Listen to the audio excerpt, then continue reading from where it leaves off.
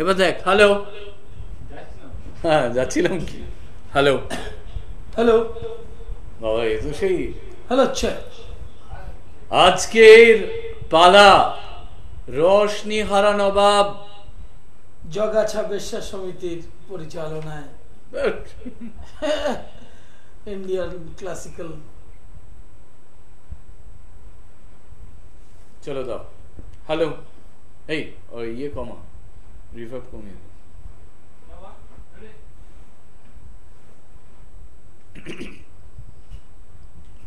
সকলকে নমস্কার এবং স্বাগত। প্রত্যেকটি মানুষকে মানুষ নিজের দৃষ্টি দিয়ে অন্তরে বাহিরে দেখেন এবং জরিপ করেন। আমাদের যে কোনো বিবাহের অনুষ্ঠানকে বলা হয় শুভ বিবাহ, আর বলা হয় শুভ দৃষ্টি বিনিময়ের সময়। দেখুন, এই দৃষ্টি বিনিময়টা শুভ হোক, কোনো বিবাহ যখন সম্পাদিত হচ্ছে, এটা আমরা আন্তরিকভাবে চাইছি। তার মানে যা শুভ নয় তেমন কোনো দৃষ্টিও হয়তো মানুষের ওপর পড়ে বইকি, এবং তাকেই বোধহয় আমরা বলি কুদৃষ্টি। অনেক সময় কথনে কথনে শুনেছি, কি করে আর ভালো হবে যা কুদৃষ্টি পড়েছে। এখন কার কুদৃষ্টি? কোথা থেকে এলো এই কুদৃষ্টি? কে আরোপ করলো এই কুদৃষ্টি? আর কেনই বা এই কুদৃষ্টিতে সব কিছু কু ঘটে যাচ্ছে, সু সরে যাচ্ছে? সেই ভাবনা আমাদের প্রত্যেককেই জীবনে কোনো না কোনো সময় তাড়া করেছে। এবং তাই জ্যোতিষ জগতের পঞ্চম পণ্ডিত শ্রী অর্পণ তাঁর ভাবনার থেকে আজকের আলোচ্য বিষয়টি রেখেছেন। দেখব কি বলছেন তিনি। আজকের আলোচ্য বিষয় ঘরে বাইরে কুদৃষ্টি। একটু মন দিয়ে ফলো করুন আলোচ্য বিষয়টি, ঘরে বাইরে কুদৃষ্টি। প্রবাদ প্রতিম এই শব্দবন্ধগুলি। ভাবনাটি এমন যে কখনো ঘরে কখনো বাইরে এই কুদৃষ্টির প্রভাবে কোনো জাতক বা জাতিকার জীবন অসহনীয় হয়ে ওঠে। কেন হয় এমন? এই ভাবনা প্রত্যেকটা মানুষকে তাড়িত করে, ধাবিত করে, এবং সেই কারণেই সম্ভবত আজ পণ্ডিত শ্রী অর্পণের এই বিশ্লেষণ অত্যন্ত গুরুত্বপূর্ণ এবং জরুরি একটি মাত্রা পেতে চলেছে। কুদৃষ্টি ঘরে বাইরে, তার থেকে কি ধরনের কুফল ঘটতে পারে, তাকে প্রতিরোধ করব কি করে, তার প্রতিকার কিভাবে হবে, সনাতন ভারতীয় জ্যোতিষকে সামনে রেখে পণ্ডিত শ্রী অর্পণ আজকের এই অনুষ্ঠানে আপনাদের সকলের জন্য নমস্কার, স্বাগত। আজকের যে আলোচনার বিষয়বস্তুটা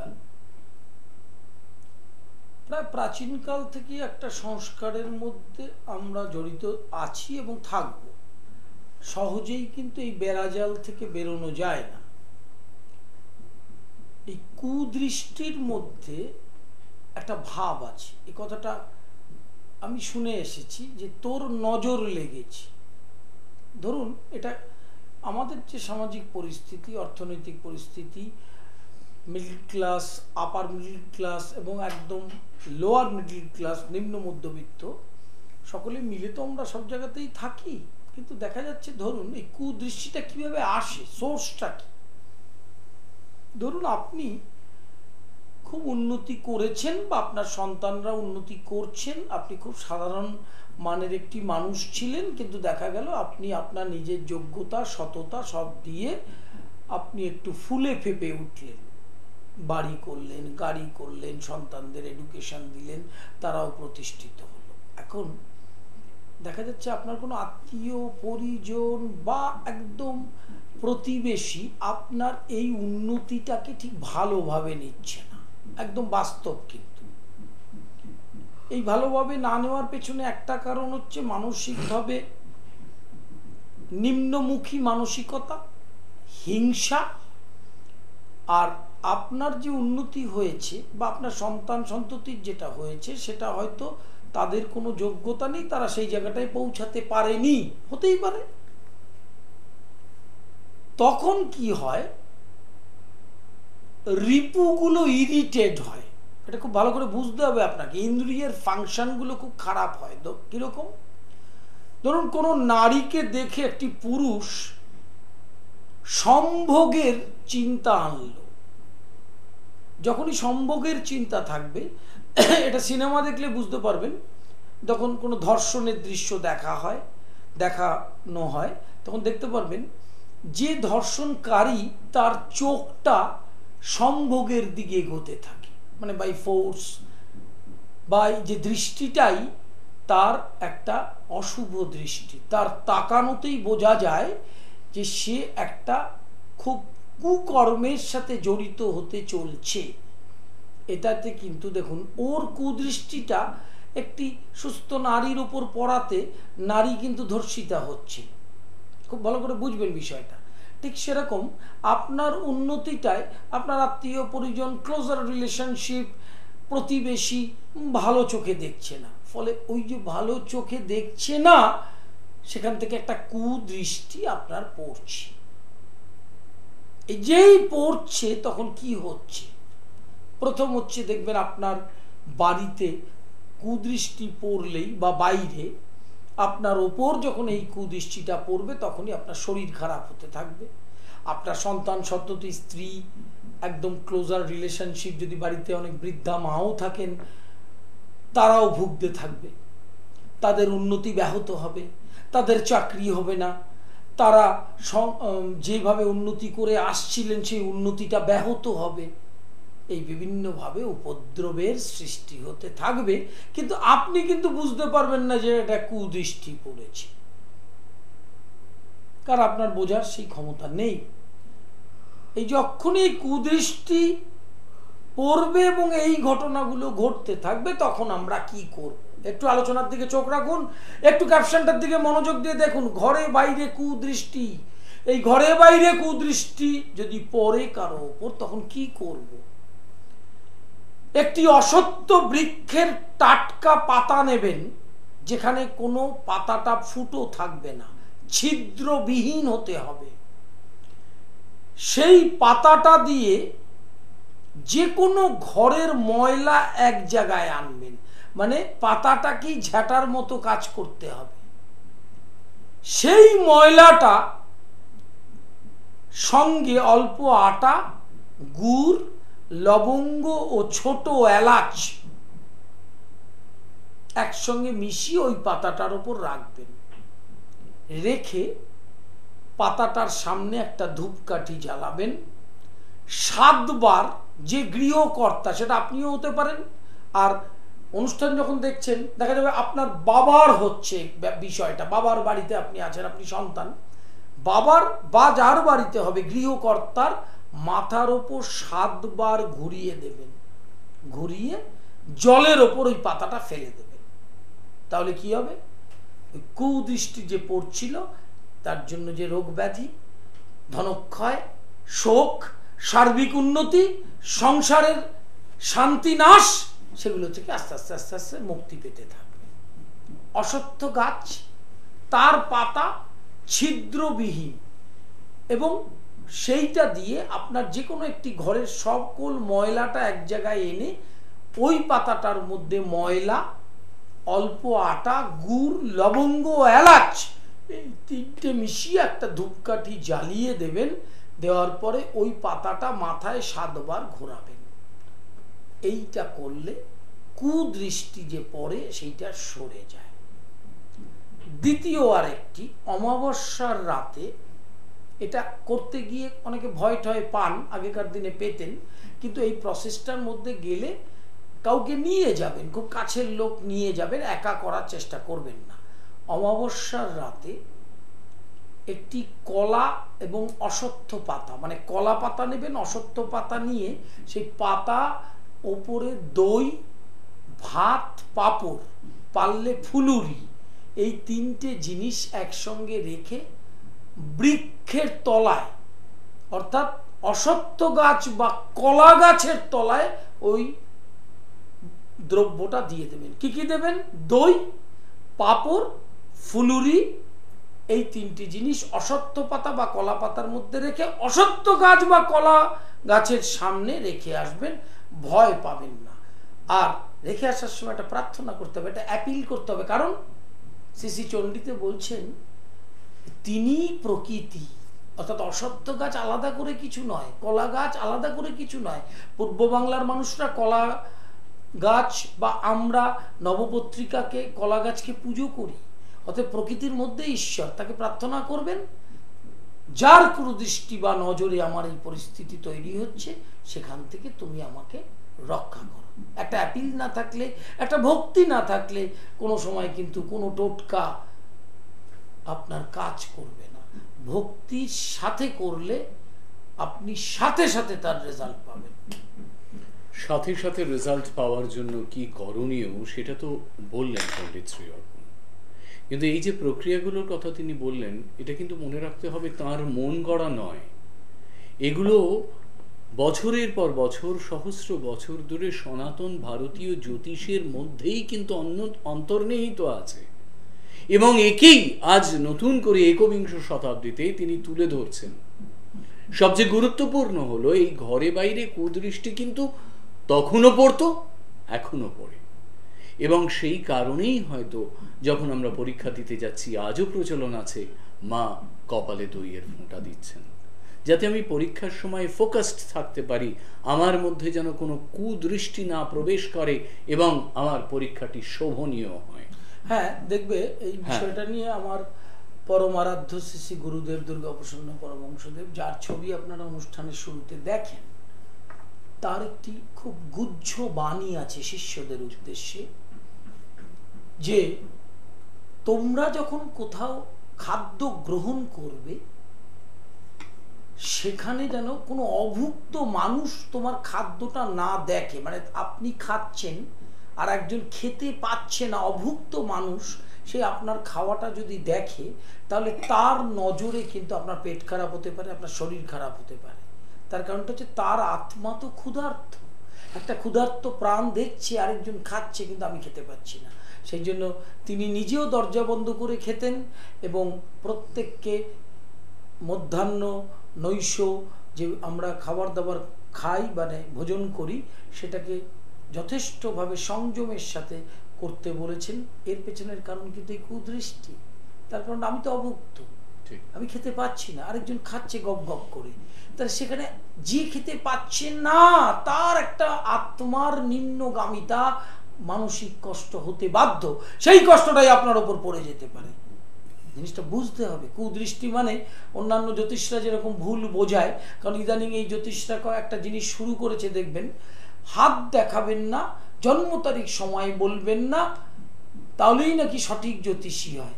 আচ্ছা, ছোট্ট করে বলি দর্শক বন্ধু, আপনার ব্লাড প্রেশার বা সুগার ভালো জায়গায় নেই, তা সেটা মাপতে গেলে ডাক্তার এবং ওই যন্ত্রটা ছাড়া কি করে মাপবে? কে বলে দেবে আপনার ব্লাড প্রেশারটা হাই? অতএব জন্ম তারিখ বা হস্তরেখা মানে ওটা হচ্ছে সোর্স। সেই সোর্সটাকে যদি না জানা হয় তাহলে আপনার ভূত ভবিষ্যৎ অতীত সেটা কোনটা নিয়ে আলোচনা করবে, কিভাবে করবে? সেই সকল জ্যোতিষ বন্ধুদের কাছে প্রশ্ন রাখি যে এই ধরনের কথা বলা ঠিক নয়। বিজ্ঞাপনে লিখছেন যে হাত দেখাবেন না, কোষ্ঠী বিচার করাবেন না। তাহলে হাত দেখানো আর কোষ্ঠী বিচার তো 5000 বছর ধরে আবহমান সনাতন বৈদিক জ্যোতিষ হয়ে আসছে, সেটাকে তারা মিথ্যা প্রমাণ করতে চাইছেন কেন?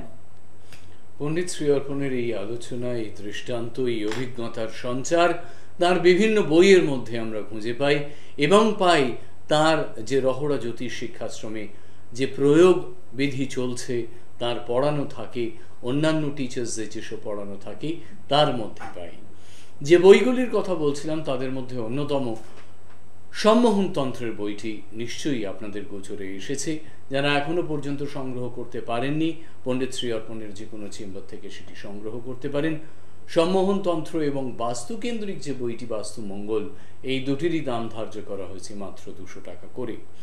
এছাড়া আপনাদের সাথে একেবারে ছায়াসঙ্গী হয়ে থাকতে পারে তার রেখা বিজ্ঞান বইটি, যাদের হাতের রেখায় বিচার করা ছাড়া আর কোনো উপায় নেই, date of birth time place নেই, তাদের ক্ষেত্রে ঠিকুজি কোষ্ঠী ও জন্ম সময় যাদের নেই তাদের জন্য এই রেখা বিজ্ঞান বইটি পাচ্ছেন। এছাড়া গৃহস্থের টোটকা, নিজের প্রতিকার নিজেই করুন, এই বইটি একটি পকেট ডিকশনারির মতো আপনার সাথে থাকতে পারে। এছাড়া বাস্তুমঙ্গলের এই বইটি একটু আগেই বলেছি, সম্মোহন তন্ত্রের বইটির কথা উঠে এসেছে। তাছাড়া অ্যাস্ট্রোপ্যাথির একটি বই আছে যে বইটি অত্যন্ত গুরুত্বপূর্ণ, গুরু শ্রী অর্পণ এটির সম্পাদনায় থেকেছেন মেডিকেল অ্যাস্ট্রোলজির ওপরে। তাছাড়া তার দ্বারা যারা লাইভ কোষ্ঠী বানিয়ে নিচ্ছেন সেটা মানুষের জীবনে কতটা কার্যকরী হয়ে উঠতে পারে সে বলার অপেক্ষা রাখে না। যারা সত্যি সত্যি করিয়েছেন তারাই একমাত্র সম্ভবত বলতে পারবেন the vast sea of difference that has taken place, যে বিরাট একটি পার্থক্য তৈরি হয়েছে তাদের জীবনে এই লাইভ কোষ্ঠী তৈরি করানোর পর তাদের পূর্ববর্তী জীবনের সাথে। এটা কিন্তু বলা যেতে পারে পণ্ডিত শ্রী অর্পণ মানেই বিভিন্ন সময় বিভিন্ন চেম্বারে থাকা, এবং তার এই চেম্বারের যে চার্ট সেটা জানার জন্য আপনারা চোখ রাখুন সৃষ্টি এবং সৃষ্টি প্লাসের পর্দায়। তাছাড়া মনে করিয়ে দিতে চাইব তাঁর টেলিফোন নাম্বারসগুলো 9674009632, 9836707677 এবং 9007819640। যেহেতু এটি রেকর্ডেড অনুষ্ঠান, আমি আপনাদেরকে অনুরোধ করব আপনারা সৃষ্টি টেলিভিশনের এবং সৃষ্টি প্লাসের পর্দায় চোখ রাখুন। যখন এই অনুষ্ঠানটি সম্প্রচারিত হবে আগামী তারিখগুলো আপডেটেড হয়ে আপনাদের কাছে পৌঁছতে থাকবে। বিভিন্ন চেম্বার্স তার কলকাতার বিভিন্ন প্রান্তেই শুধু নয় বিভিন্ন জেলাতেও পণ্ডিত শ্রী অর্পণ যাচ্ছেন, এবং সৃষ্টিতে ও সৃষ্টি প্লাস মিলিয়ে প্রতিদিন গড়ে তার 7টি করে অনুষ্ঠান থাকে। সুতরাং তার অনুষ্ঠান মিস করার কোনো চান্সেস নেই। আজ শেষ করার আগে আরেকবার অর্পণদার কাছে ফিরে যাব। যখনই কুদৃষ্টি পড়বেন কিশোর কিশোরী বা নবদম্পতি বা 14-15-20 বছর বিবাহ হয়ে গেছেন, তারা একটা জিনিস মেনটেন করবেন, স্বামী স্ত্রীর যে সহবাস সেটা কিন্তু অমাবস্যার দিন করবেন না। এখন 30 দিনে 30 দিনই আপনি সহবাস করুন, তাতে কারো কিছু বলার নেই, কিন্তু একটা দিন অমাবস্যার রাতে মিলিত হওয়ার চেষ্টা করবেন না। সেটা করলে কিন্তু ওই কুদৃষ্টি যদি পড়ে তাহলে ওই সহবাসে আপনার কিন্তু ক্ষতি হতে পারে। তার জন্য ক্যালেন্ডারে অমাবস্যাটা মার্ক করবেন, সেই মার্ক করে ওই দিনটাতে দুজনে একটু আলাদা শোয়ার চেষ্টা করবেন, কারণ কাছাকাছি থাকলে কাম উদ্বেগ হতে পারে। এটা সৃষ্টি, ন্যাচারালি কোনো অপরাধ বা পাপ নয়, কিন্তু এইটাকে মেনটেন করতে হবে। 2 নম্বর আরেকটি জিনিস বলি, একটু নোট করে নিন, ছাইয়ের নাড়ু তৈরি করতে হবে। নাড়ু মানে নাড়ুর মতো গোল হবে একটা ছাই দিয়ে, অর্থাৎ ছাই দিয়ে ছাইটা মেখে মেখে যেরকম আমাদের পুরোনো দিনের মানুষরা গুল দিতেন, দেখবেন শোকাতে দিতেন গ্রামের দিকে শহরের দিকে, ঠিক সেরকম ভাবে ছাই দিয়ে 7খানা নাড়ু বানাবেন, ছাইয়ের নাড়ু আর কি বানিয়ে একটা কৌটোয় রাখবেন। সেখানে একটা দাগহীন পাতি লেবু, 1 ফোঁটা দাগ থাকবে না, আর 7টি বোটালা কাঁচা লঙ্কা, আর 4টে প্রদীপ, তিল এবং সর্ষের তেল দেবেন ওই প্রদীপের মধ্যে, দিয়ে প্রদীপগুলোকে জ্বালাবেন। আর ওই যে ছাইয়ের নাড়ু, দাগহীন পাতিলেবু, 7টা বোটালা কাঁচা লঙ্কা, সেটাকে নিয়ে তুলসী মঞ্চের সামনে রাখবেন সন্ধ্যাবেলা প্রতিদিন। দরকার হলে 7 দিন করবেন, তাহলে দেখবেন আপনার বাড়ির, আপনার দেহ মনের ওপর যাদের কুদৃষ্টি রয়েছে, যাদের জন্য উন্নতি ব্যাহত হচ্ছে, তারা কিন্তু আর কুদৃষ্টি দেবে না, এবং আপনি যে স্বাভাবিক জীবনযাত্রায় ফিরতে চান, ফিরতে চাইছিলেন, সেইখানেই ফিরে যাবেন। আজকের এই অনুষ্ঠান একেবারে শেষের পর্যায়ে। আপনাদের আরেকবার মনে করিয়ে দিতে চাইব, যারা ভর্তি হতে চাইছেন রহড়া জ্যোতিষ শিক্ষাশ্রমে ভর্তি চলছে, আগামী সেশনের জন্য তারা আসতে পারেন। সেখানে পুরোধায় থেকে পণ্ডিত শ্রী অর্পণ নিজেই ক্লাসেস নিয়ে থাকেন। বেলঘরিয়ার রথতলায় আস্থা চেম্বারে এই ক্লাসেস অনুষ্ঠিত হয়। সরাসরি যোগাযোগের জন্য যে টেলিফোন নাম্বারগুলো যাচ্ছে তাতেই আপনারা ফোন করতে পারেন। যথাক্রমে নাম্বারগুলি আরেকবার আপনাদের জন্য 9674009632, 9836707677 এবং 9007819640। তার যে চেম্বার্সগুলি বিভিন্ন সময় বিভিন্ন জায়গায়, সেগুলো নিশ্চয়ই খেয়াল করেছেন। স্ক্রল বারে খেয়াল করতে থাকুন। কবে কোথায় তিনি বসছেন দেখতে থাকুন তার লাইভ ফোন ইন প্রোগ্রাম, তাতে ফোন করতে পারেন সরাসরি, আর সেখানে না পেলে আপনারা ফোন করে অ্যাপয়েন্টমেন্ট নিয়ে তাঁর যে কোনো চেম্বারে ছুটে আসতে পারেন। আজ অনুষ্ঠান এখানেই শেষ করব, আবার দেখা হবে এরকমই কোনো অনুষ্ঠানে, এই বিশ্বাস নিয়ে। অর্পণদাকে ধন্যবাদ জানিয়ে সকলকে নমস্কার।